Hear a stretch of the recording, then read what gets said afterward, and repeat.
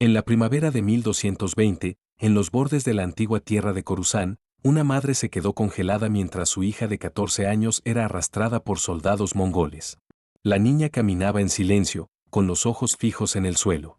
Sabía que forcejear, que gritar, solo empeoraría las cosas. Se llamaba Sarya.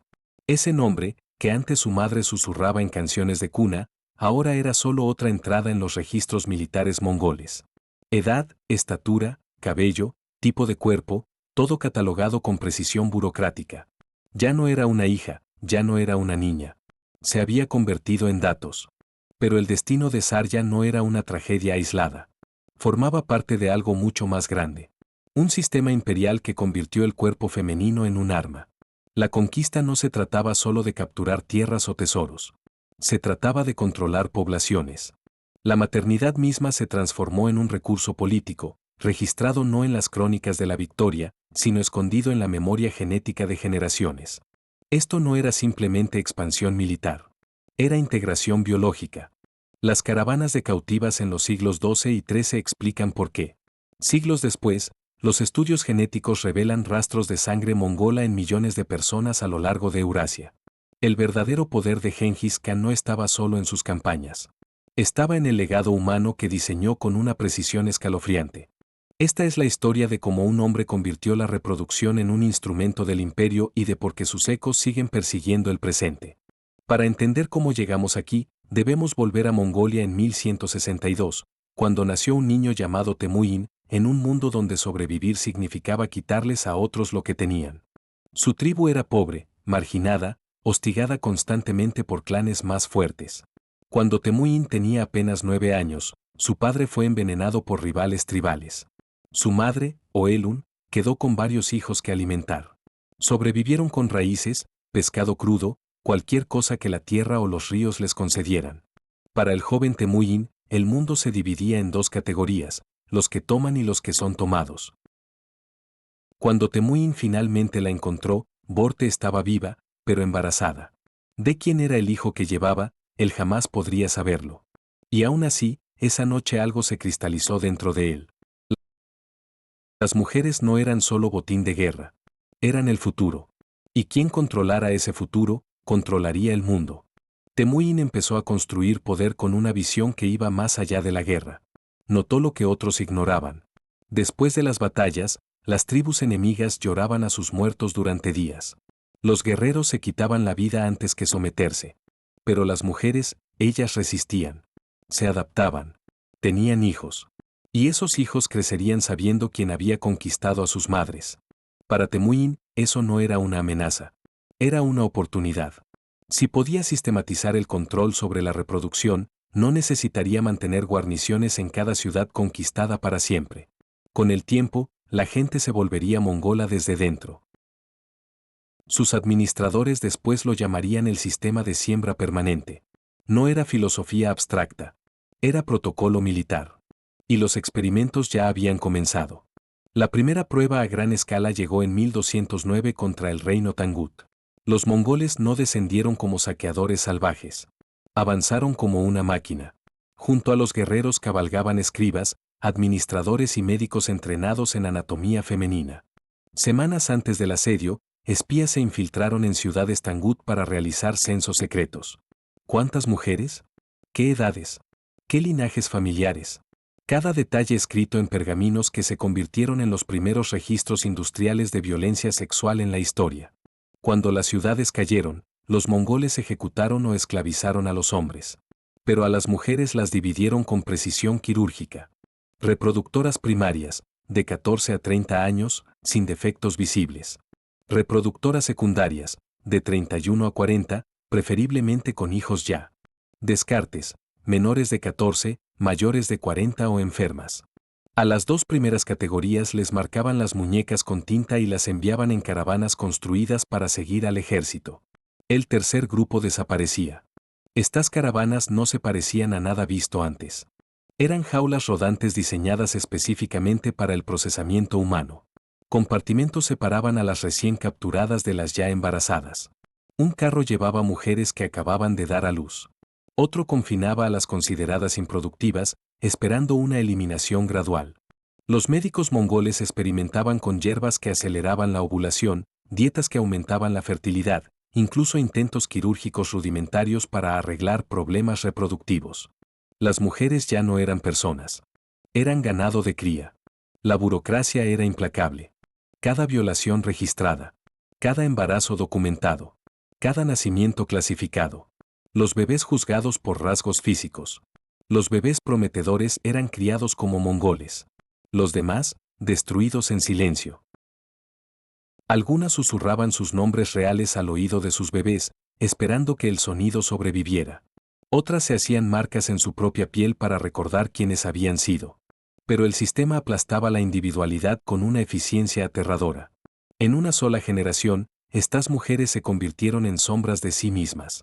Para 1211, cuando Gengis Khan se volvió contra el imperio Jin del norte de China, la maquinaria estaba perfeccionada. Los mongoles ya no solo conquistaban territorios, conquistaban úteros. En una campaña, tomaron Songdu y capturaron a más de 40.000 mujeres en edad reproductiva. Para 1213, los registros muestran más de 100.000 mujeres moviéndose en caravanas que se extendían kilómetros detrás del ejército principal. El proceso ya era industrial. Capturar, clasificar, acondicionar, violar, embarazar, parir, reasignar. Los bebés nacidos dentro del sistema enfrentaban su propia selección. Los que mostraban rasgos suficientemente mongoles eran separados de sus madres y criados en hogares mongoles. Los demás eran eliminados al nacer. Incluso la resistencia tenía protocolos. Las mujeres que se negaban a comer eran alimentadas a la fuerza hasta que se quebraba su voluntad. Las que intentaban abortar eran encadenadas bajo vigilancia constante. Las que se mutilaban para volverse estériles eran mantenidas vivas solo el tiempo suficiente para servir como advertencia. Y lo más desgarrador de todo, madres que mataban a sus propios bebés para negárselos al imperio. Ellas enfrentaban tortura pública. Gengis Khan ya no solo libraba guerras, libraba biología. No le bastaba la conquista temporal, porque los territorios podían rebelarse o recuperarse. En cambio, diseñó un sistema que conquistaba la genética misma de las naciones. Cada cautiva embarazada era una semilla de conquista permanente plantada en el futuro. Para 1220, caravanas de más de 200.000 mujeres se extendían desde Mongolia hasta Europa Oriental. El imperio había construido una red logística entera dedicada a ellas, estaciones de suministro para inspeccionar unidades reproductivas, hospitales de campaña para partos forzados, centros de clasificación donde se decidía el destino de cada recién nacido. El horror no estaba solo en la violencia. Estaba en el orden. Cada acto de brutalidad se registraba como si fueran animales. Cada mujer reducida a números. Cada niño pesado contra códigos imperiales. Esto era conquista convertida en burocracia. Maldad transformada en eficiencia. Las mujeres atrapadas dentro de este sistema encontraron maneras de resistir, incluso cuando resistir parecía imposible. Su desafío no siempre era físico. Era oculto, sutil, susurrado en las sombras. Desarrollaron códigos secretos de gestos para compartir información, advertencias sobre rutas de escape, instrucciones para inducir abortos espontáneos, incluso métodos para envenenar su propia leche materna y matar a los bebés sin ser detectadas. Algunas se obligaban a vomitar después de comer, debilitando sus cuerpos hasta que el embarazo se volvía menos probable. Otras se cortaban en lugares estratégicos, infectaban las heridas para provocar fiebres que amenazaran tanto a ellas como a los no nacidos. Pero la resistencia más inquietante era emocional. Crearon rituales para preservar la memoria. Cantos suaves en lenguas olvidadas. Canciones que viajaban por el aire nocturno de la estepa. Nombres de niños repetidos una y otra vez para que no desaparecieran. Incluso con el cuerpo roto, estas mujeres luchaban para que algo de su humanidad sobreviviera. Sabían que la muerte era inevitable. Pero sobrevivir en la memoria y en el espíritu se convirtió en una forma propia de victoria. Para 1219, el sistema había alcanzado un nivel de refinamiento que estremeció a civilizaciones enteras. Cuando Gengis Khan lanzó sus ejércitos contra el imperio joresmita, desató no solo una invasión, sino una máquina perfeccionada de cosecha humana. Los mongoles ya no improvisaban. Estrategias distintas para distintos tipos de ciudades. Enfoques adaptados a diversas culturas. Redes de inteligencia que exploraban por delante, catalogando no solo a las mujeres, sino a sus familias, habilidades y vínculos emocionales. como Bujará, Samarcanda y Merv cayeron no solo por poder militar, sino por un proceso industrial de separación. Familias despedazadas con precisión clínica. Los mongoles aprendieron que mantener a las madres con niños pequeños durante los primeros 3 meses las hacía más cooperativas. Pero después de ese periodo, separarlas rompía la resistencia para siempre. Incluso el estatus social era explotado. Las mujeres nobles eran seleccionadas para un trato especial, no por compasión, sino por cálculo. Eran violadas por oficiales de alto rango y recibían condiciones ligeramente mejores. ¿Por qué? Los médicos mongoles empujaron aún más su conocimiento.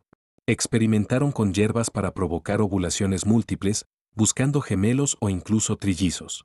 Vigilaban señales tempranas de embarazo con detalle obsesivo, ajustando dietas para minimizar complicaciones.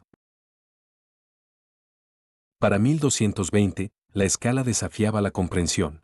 Los registros describen caravanas de mujeres que se extendían por días, marchando al paso como un segundo ejército de sombra. Las caravanas eran como ciudades móviles del horror, con carros que funcionaban como hospitales, tiendas prisión para mujeres en distintas etapas, e incluso carros morgue para deshacerse de las muertas. Era un imperio construido no solo sobre conquista, sino sobre el procesamiento sistemático de vidas humanas. Pero el verdadero genio y el verdadero mal del sistema no estaba en su eficiencia, sino en su permanencia. Gengis Khan entendió lo que otros conquistadores jamás comprendieron: el territorio puede perderse, pero los genes son para siempre. Cada niño nacido dentro del sistema llevaba la huella mongola, y esos niños tendrían hijos, y los hijos de esos hijos continuarían la línea. La conquista no terminaba cuando se ganaba una batalla. Vivía en la sangre de cada descendiente. Los estudios genéticos modernos confirman esta verdad escalofriante. El análisis del cromosoma y revela que aproximadamente 16 millones de hombres vivos hoy descienden directamente de Gengis Khan y su familia inmediata. Eso es 1 de cada 200 hombres en la Tierra. En Mongolia, el porcentaje sube a casi 8%. En Asia Central, ronda el 3%. Incluso en Europa Oriental, donde las campañas mongolas fueron breves, la firma genética permanece. Ogodei Khan refinó los métodos en Europa. Möngke Khan los aplicó en Oriente Medio. Kublai Khan los extendió a China. Lo que comenzó como táctica de campaña se volvió doctrina imperial, transmitida como tradición dinástica. Gengis Khan murió en 1227, durante su campaña contra los Tangut, las caravanas de mujeres cautivas se extendían por miles de kilómetros a través de Eurasia. Su muerte no terminó el sistema. Lo reforzó. Sus herederos trataron las caravanas como parte de la herencia, distribuyendo mujeres como ganado entre los príncipes de la dinastía. Los niños nacidos dentro del sistema eran criados para expandir el imperio. Sus orígenes borrados. Sus futuros dictados. El funeral del Gran Khan estuvo marcado por sacrificio ritual. 40 vírgenes fueron enterradas vivas con su cuerpo, una ofrenda sombría para acompañarlo al más allá. Pero eso era solo la ceremonia visible. La verdadera ofrenda funeraria estaba en las miles de mujeres masacradas para impedir fugas durante la transición de poder, sus cuerpos arrojados a fosas comunes, organizadas con la misma precisión burocrática que había definido su cautiverio. Siglos después, arqueólogos comenzaron a desenterrar a estos testigos silenciosos. Excavaciones en Asia Central revelaron fosas masivas de mujeres jóvenes, a menudo separadas de enterramientos masculinos. Sus esqueletos mostraban señales de desnutrición crónica, fracturas sin tratar y agotamiento por transporte forzado. Junto a ellas aparecieron restos de bebés y niños pequeños, enterrados deprisa, sin los cuidados ni rituales típicos de la cultura mongola.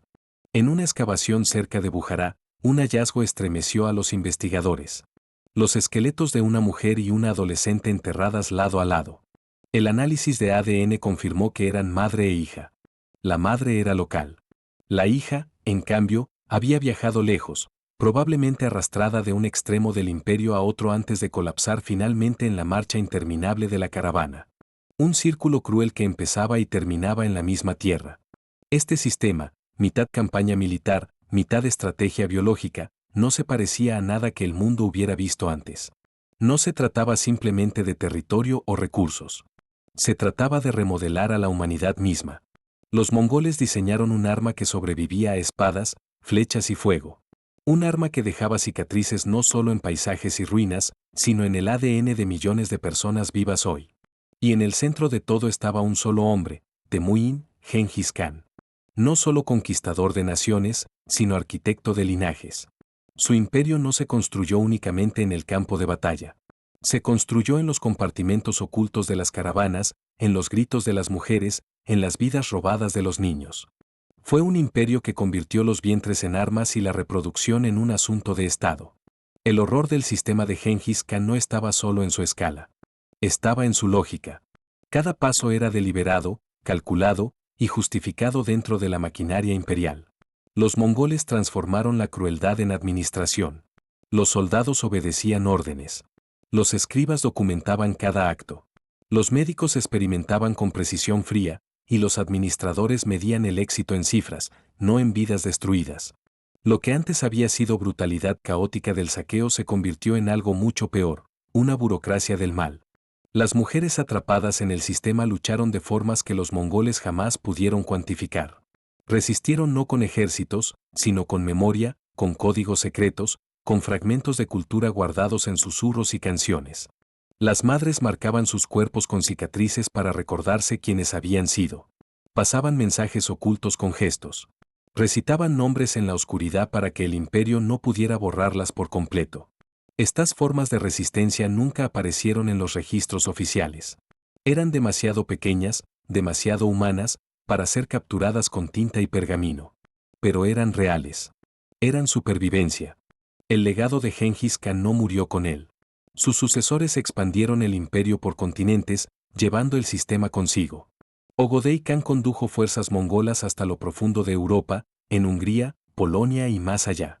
Las mismas prácticas siguieron: capturar, clasificar, procesar.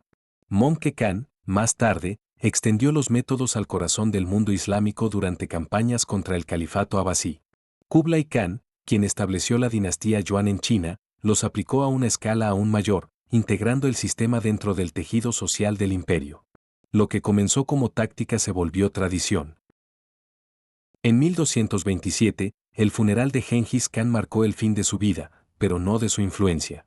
El imperio realizó sus ceremonias sombrías con consistencia despiadada. Miles de mujeres de las caravanas, aún vivas, aún cargando a los hijos del imperio, fueron ejecutadas para evitar levantamientos durante la transición de poder. Sus cuerpos llenaron fosas organizadas con el mismo cuidado que una formación militar. En algunas fosas, madre e hijo fueron encontrados juntos. Su último abrazo conservado en la tierra cerca de la antigua Bujara. Una excavación reveló los restos de una mujer local y su hija adolescente. El análisis científico mostró una verdad aterradora. Mientras la madre había vivido su vida cerca de esa ciudad, la hija había viajado lejos antes de morir. Arrastrada a través del imperio, procesada por el sistema, solo para acabar en la misma tierra que su madre. Su historia había cerrado el círculo. Estos descubrimientos probaron que el sistema mongol no era leyenda ni exageración. Era organizado. Y era inmenso. La ciencia moderna ofreció la confirmación final de su eficacia. Estudios del cromosoma y muestran que aproximadamente 16 millones de hombres vivos hoy descienden directamente de Gengis Khan o de su familia inmediata. 1 de cada 200 hombres en la Tierra porta su firma genética. Alrededor del 3%. Incluso en Europa Oriental, lejos del corazón mongol, los marcadores genéticos permanecen. Esto no es mito. Esto es medible. Y aún así, los números no pueden capturar el costo humano. Detrás de cada estadística hay una historia como la de Sarya, la niña tomada a los 14, catalogada, despojada de su nombre, obligada a entrar en una caravana donde su único crimen fue nacer en el lugar equivocado, en el momento equivocado. Detrás de cada marcador genético hay una mujer silenciada, un niño arrancado de los brazos de su madre, una cultura fracturada para siempre.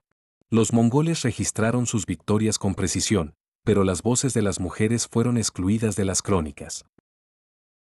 El genio de Gengis Khan no fue solo militar. Fue biológico. Esto fue la conquista reimaginada, un sistema que convirtió a cada niño en una victoria viviente, un legado que ninguna derrota en el campo de batalla podría borrar. Y así, La historia que empezó en las estepas de Mongolia en 1162 con un niño llamado Temujin no terminó con su muerte en 1227. Sigue viva en los linajes de millones, en las ruinas de ciudades, en las fosas de mujeres y niños desenterradas siglos después. El imperio mongol cayó. La dinastía se desvaneció. Pero las consecuencias de la visión de Gengis Khan permanecen. Este es el lado no contado del legado de Gengis Khan, un imperio de sangre, un imperio de silencio, un imperio llevado no en estandartes ni ejércitos, sino en vientres y en niños. Un recordatorio de que la historia no solo la escriben los vencedores.